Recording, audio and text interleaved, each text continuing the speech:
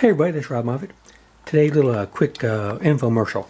I've been using this blaster now and then, and I wasn't sure if it was any better than WD-40, but today I'm kind of surprised and happy at how it worked.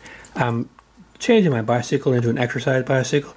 I'm going to put these pegs on and then add a stand that I'm going to make it into an exercise bicycle, but I couldn't take one of the nuts off. And eventually I started to strip it. It wouldn't come off, and I started using a chisel. I was going to have to go to Home Depot and try to get something so I could take this thing off. It wouldn't come up with all the tools I have.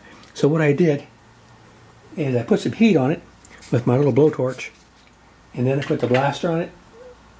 I put the blaster on it and let it soak for a minute, and then it came off just like butter. So I recommend you get some of this for little problems like this. This was going to be a real simple, easy project and turned into a little longer than I was expecting. I'm glad I had the blaster and something to heat up. I'll be posting a video when I'm making right now the little stand for the bicycle, turn it into an exercise bicycle, and I bought these pegs to make it easier. So that's the video for today. Hope it helps, guys. See you out there.